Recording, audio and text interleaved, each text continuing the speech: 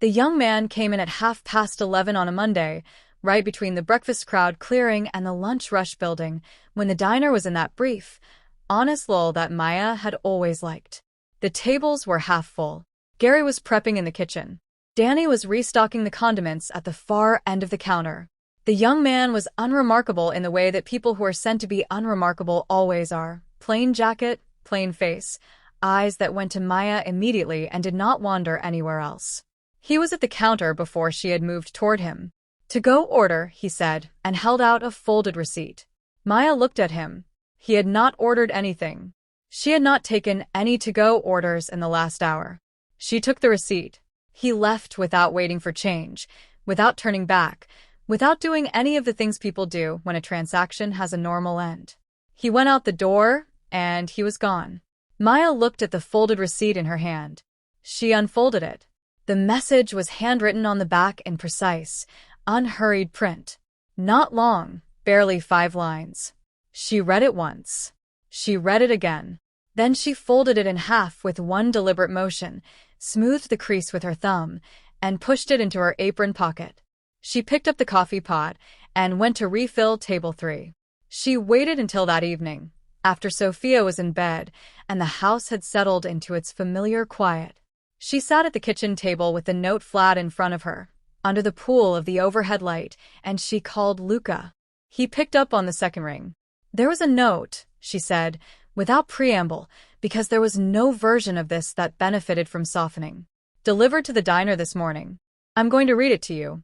She read it. The message was not long, but it was complete. Luca had 1 week to leave Clover Falls. If he did not, the rival family would make the decision for him. And at the bottom of the note, below the terms, below the timeline, there was Maya's name, not as a greeting, as a point of reference, as proof that someone had been watching and had decided that she was worth mentioning. She read it to the end and set the note back on the table. On the other end of the line, there was silence. Not the deciding kind, the arrived-at kind. The silence of someone who has just received the thing they were already prepared for and is now confirming that their preparation was correct.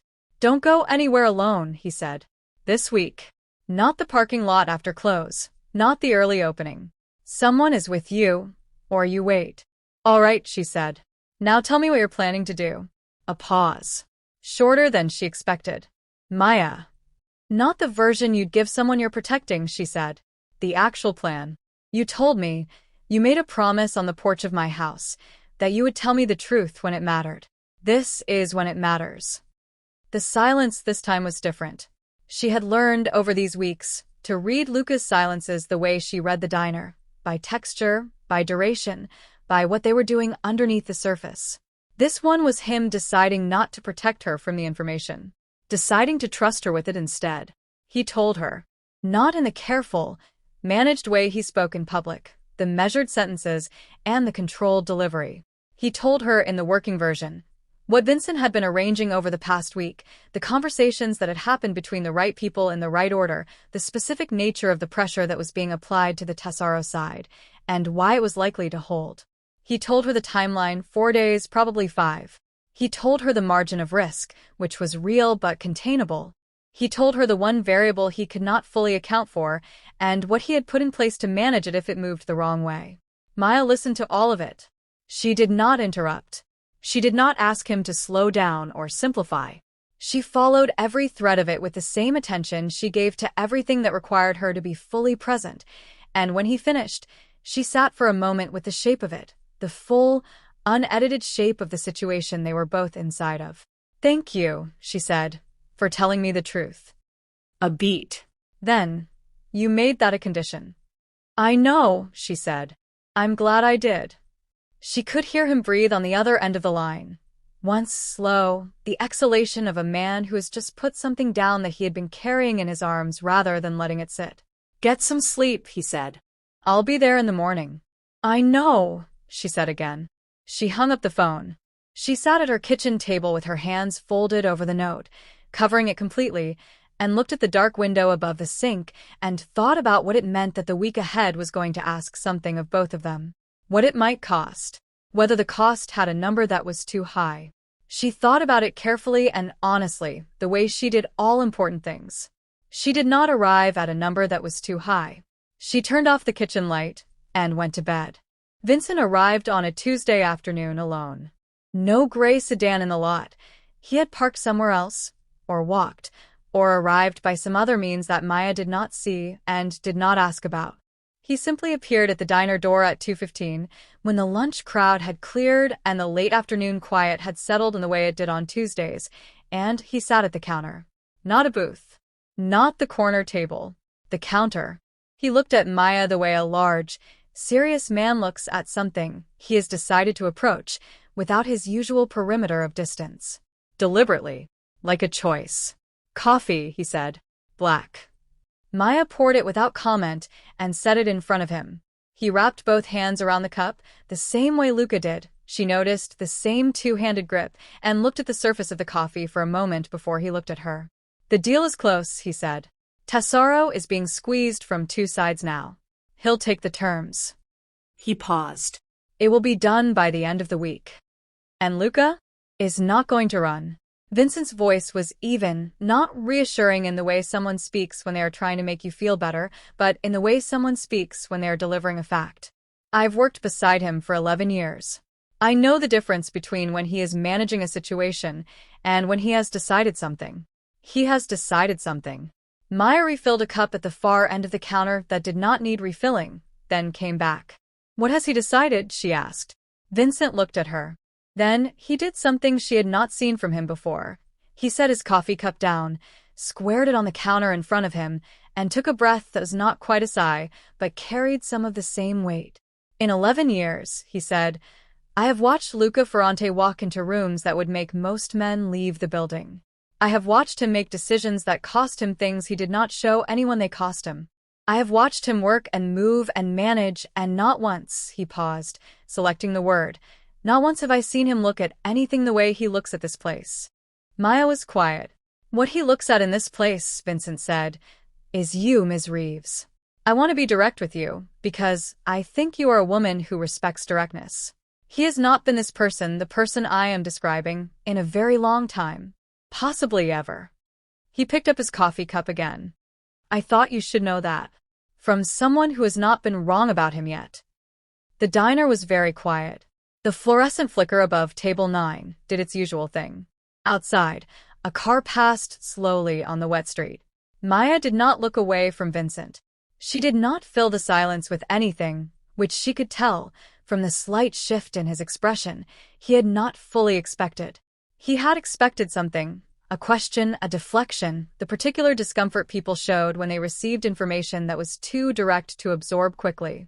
She gave him none of those things. She gave him a nod.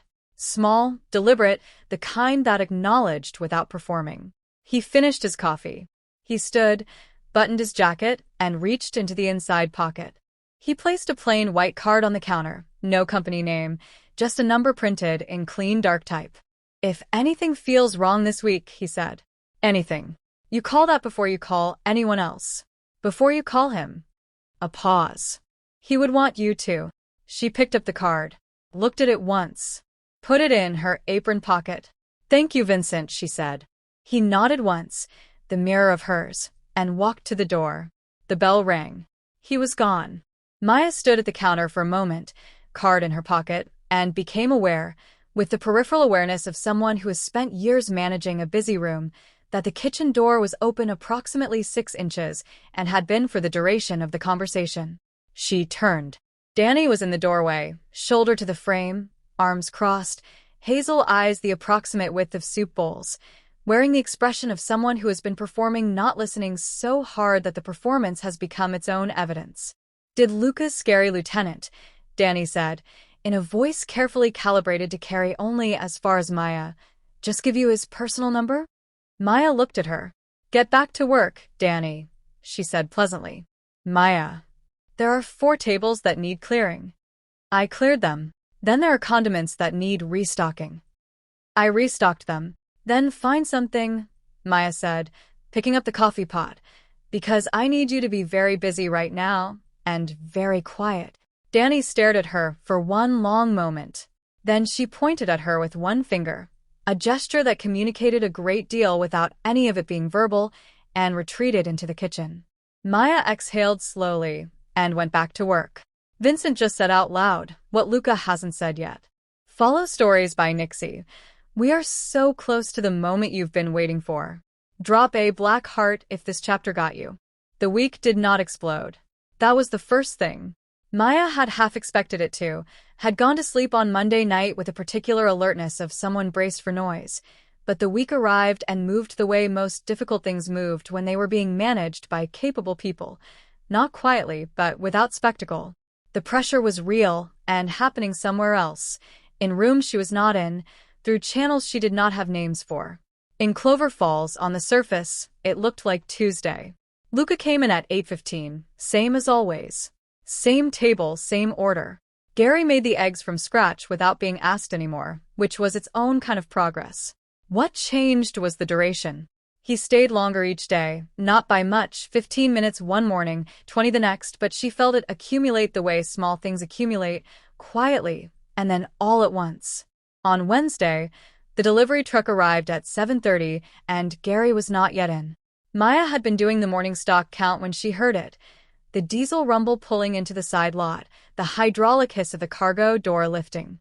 She went out the back and found the driver already unloading, which meant she was going to be moving boxes for 40 minutes before anyone else arrived to help, which meant the counter would be unattended during the early rush, which meant Luca was already there. He had followed her out without being asked, without announcing himself, and he was lifting the first box with the calm efficiency of someone who had decided this was the next thing that needed doing and had no opinions about whether it was beneath him. Maya stood at the truck and watched him carry the box through the side entrance and set it exactly where it needed to go. She had not told him where, but he had looked at the stack inside the door and understood the system immediately, and then he came back for the next one. They unloaded the truck in 22 minutes. Maya signed the driver's clipboard. Lucas stacked the last box. They stood in the side doorway in the cool morning air, and Maya looked at him with an expression she was not attempting to manage. "You didn't have to do that," she said. "I know," he said. "You've got a charcoal jacket on." He looked down at it, back up at her. "It wipes clean," he said, and went back inside to his table, as if he had not just unloaded a delivery truck in clothes that cost more than her weekly tips. Maya stood in the doorway for 3 extra seconds before she followed him. On Thursday, the diner phone rang at 3:22. Maya answered it at the counter, between the lunch crowd and the afternoon quiet, with the automatic reflex of someone who had been answering this phone for 4 years. Clover Falls Diner. "Mama," said Sophia, in the voice she used when she had been thinking about something for a while and had decided it was time to raise it formally. "Is the man from the black car coming to dinner?" Maya looked across the diner. Luca was at his corner table, both hands around his coffee cup, reading nothing, watching the room with a contained patience that was simply how he existed in space. "I don't know, baby," she said. "Can you ask?" "I'll think about it." "Okay," Sophia said, in the tone of someone who had not given up but was choosing their moment. Also, Marcus forgot his lunch again. His mama needs a system. "She really does," Maya agreed. "Okay. Bye, Mama." "Bye, baby." She hung up the phone. She did not look at Luca again, but she was aware, in the way she was always aware of where he was in a room, that he had not looked away from her during the call. On Friday, Luca sat at the counter. Not his corner table, the counter, 3 stools from the register, the same stool Vincent had occupied on Tuesday afternoon. He ordered his coffee and he stayed there, and Maya worked the counter beside him, and somehow, without either of them arranging it, they fell into the easiest conversation they had ever had. Not about the week, not about the ultimatum, not about any of the things that had been pressing the air between them for days.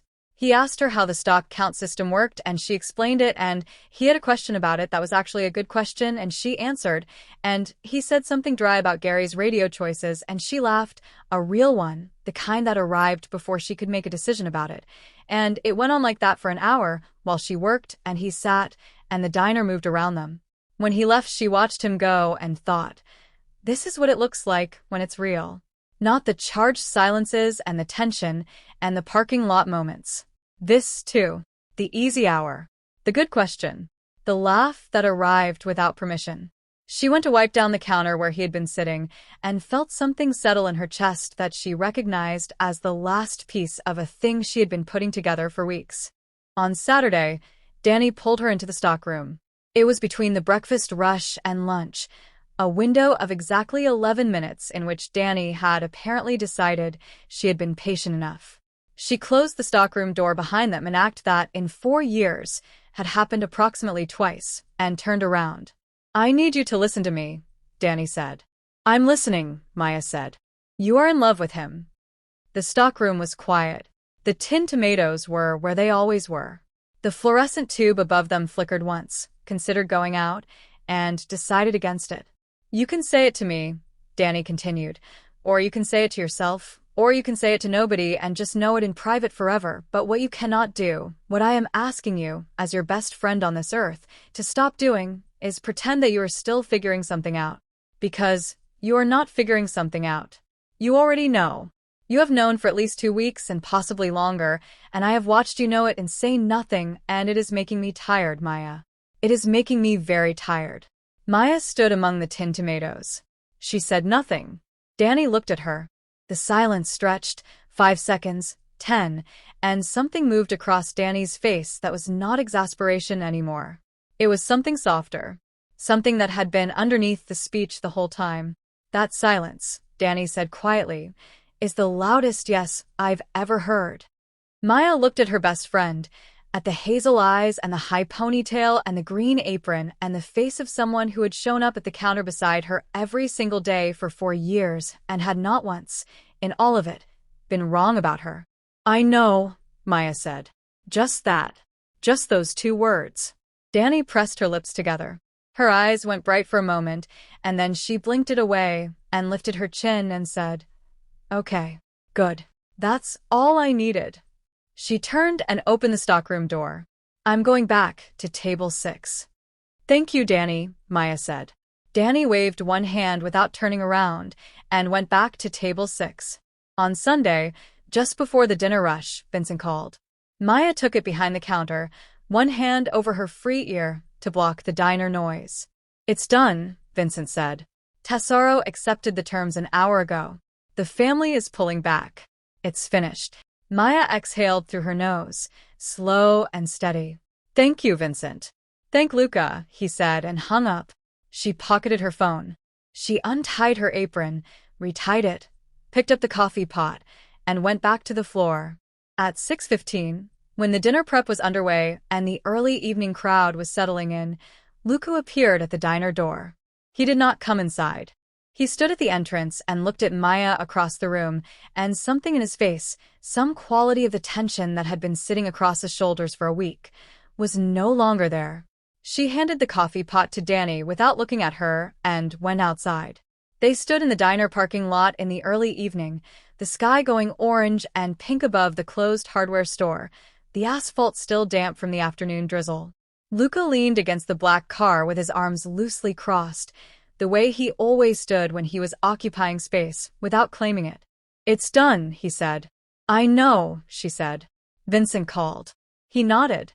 She stood with her arms crossed and looked at him, at the absence of the week's tension in his face, at the way the evening light sat on the lines of it, and asked the question she had been building to since Monday night. "What does that mean for you?" He looked at her for a long moment. The parking lot was quiet. Somewhere on the main street a truck went by, its headlights sweeping briefly across the lot.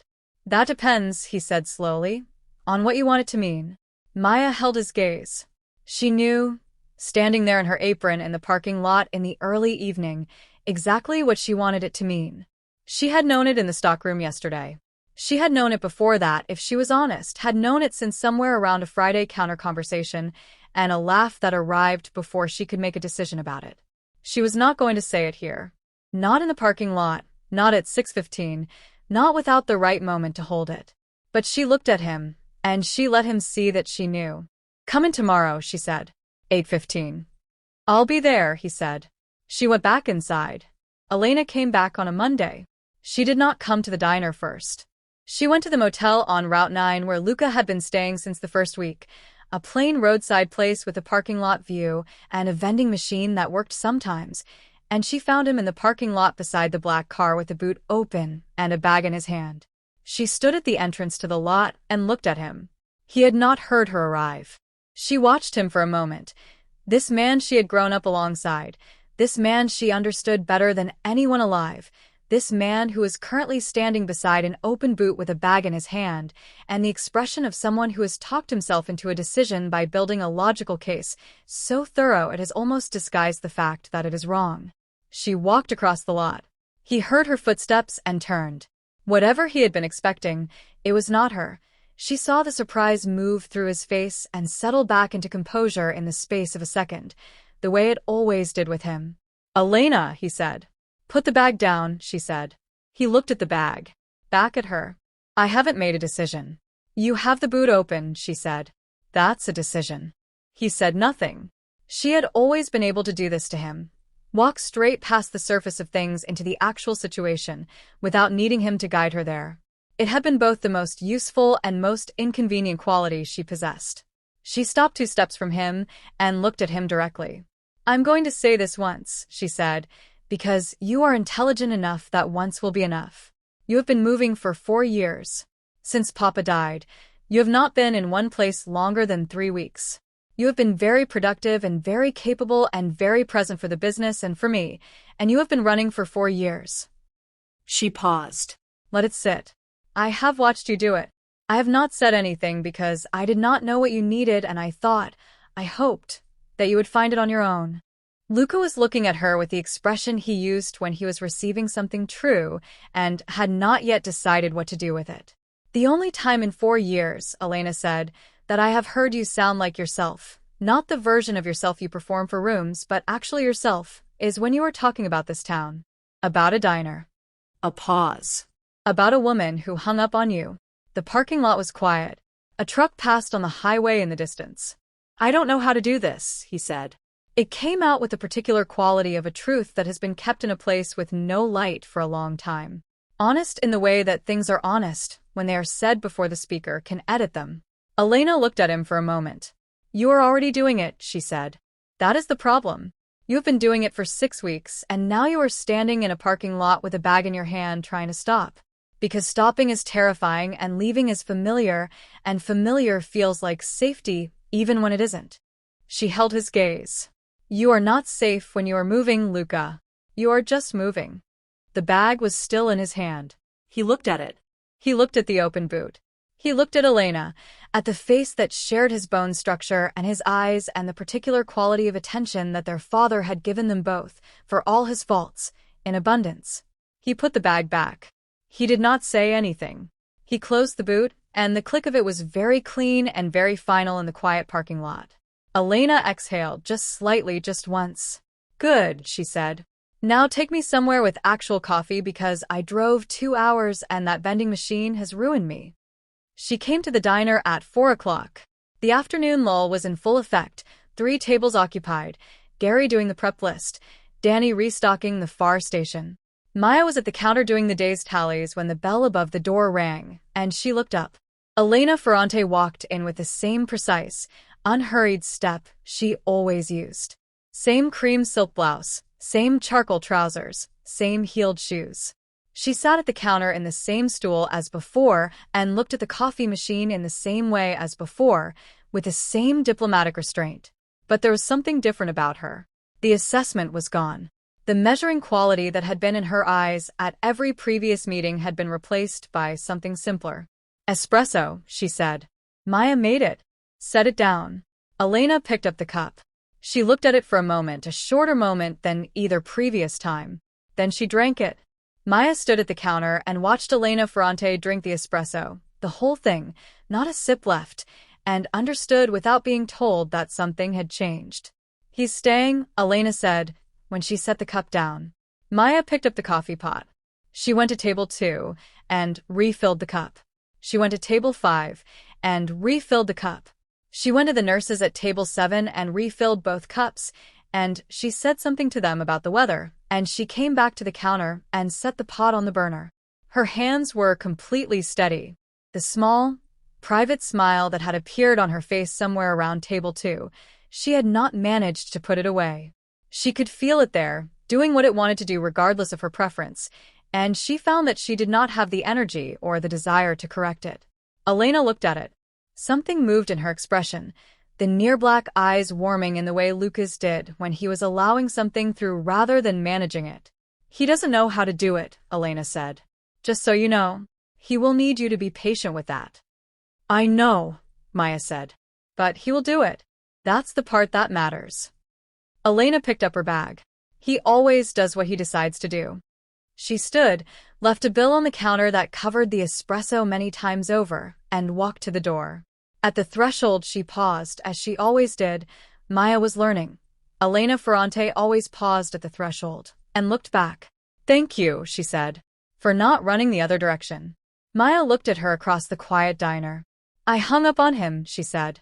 "Not the same thing." The corner of Elena's mouth moved, the almost smile, the one she shared with her brother. Then she pushed through the door, and was gone. Maya stood at the counter alone, smiling at the empty espresso cup. He put the bag back. Follow Stories by Niksy. One chapter left, and everything is about to be said. Comment he stayed, if you've been here from chapter 1. It was a Tuesday. Maya noticed it when she unlocked the back door at 7:15, the same way she had noticed it 6 weeks ago. The particular quality of Tuesday morning light, the specific weight of the air before a shift, the sound of the rain beginning against the alley before she was even inside. She stood in the doorway for a moment, and held it. The recognition, the distance between this Tuesday and that one, everything that had happened in the space between 2 rainy mornings that looked, from the outside, almost exactly the same. She went inside, started the coffee, turned on the lights, put out the chairs. She did not say anything about it to anyone. The mid-morning lull arrived at 9:45, and the diner settled into the particular quiet of a Tuesday between the breakfast crowd and the lunch rush.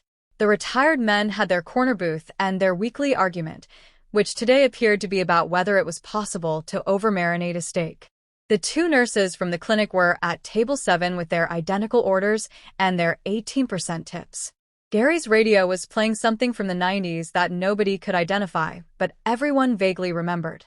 The rain came down against the windows in the steady, unhurried way it had been coming down since dawn. Luca arrived at 8:15. He came through the door. The bell rang, smaller than it had ever sounded and larger than it had ever sounded, and he crossed the diner to the corner table.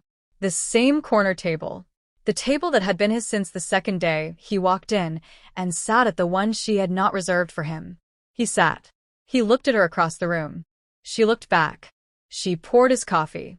She carried it across the diner in the way she had carried things across this floor for 4 years, without spilling, without rushing, without performing the motion. She set the cup on the table in front of him, and then she did not walk away. She stood at the edge of the table and looked at him, and he looked up at her, and the diner went on being the diner around them. Gary's radio, the retired men's steak debate, the rain. "I have something to tell you," she said. He went very still. Not the controlled stillness she had catalogued in the early weeks, the performed calm of a man managing his environment. This was the other kind, the waiting kind. "All right," he said. "I'm not going to make it into a big thing." "Good," he said. She looked at him, at the dark eyes and the stubbled jaw and the serpent that coiled up the left side of his neck and the way he was sitting in the corner of her diner like he had always been there and was never going to stop, and she said it the way she said everything true, without decoration, without softening, without waiting to see how it landed before she committed to it. "I love you." The diner went on. Gary's radio played the song nobody could name. The rain came down. The retired men reached a momentary truce about the steak. The fluorescent light above table 9 flickered once and settled. Luca was quiet. She had learned to read his silences. This one was the arriving kind, him coming to a thing rather than holding it away. She waited without pressure, the way she had learned to wait for him, and he arrived. "I know," he said. She raised an eyebrow. Not because she was surprised. She had understood, somewhere around the parking lot conversation on Sunday evening, that he had seen it in her before she had said it. But because "I know" was not the full sentence, and they both understood that. "I have," he said, "since the parking lot. After Marco. When your hands were shaking, and you didn't let anyone see it except Dani." He looked at her with the look she had been cataloging since week one, the one that had moved over 6 weeks from calculating to curious to something that had no tactical function at all. You didn't flinch. You were afraid, and you didn't let it move you, and he stopped. Started again. I have known since then. The rain moved against the windows. Maya stood at the edge of the table with her hands at her sides and waited for the last part of the sentence, which she already knew the shape of, but which she needed to hear in his voice and not in her own anticipation of it. He looked at her, fully, without the glass of composure between the expression and the face, and said, I love you. Simply, without strategy, without the managed cadence of a man controlling a room. Just the words, in his voice, true in the way that things are true when they have been held in a specific place for a long time and are finally allowed into the air. From behind the counter came a sound. It was small, barely audible above the radio and the rain, but it was unmistakable in its nature. It was the sound of someone who had been trying very hard not to make a sound and had failed completely. It was followed immediately by the sound of someone very deliberately returning to the work of wiping down a counter that did not need wiping, with the focused intensity of a person who had not just made a sound of any kind. Maya did not look at Dani. Luca did not look at Dani.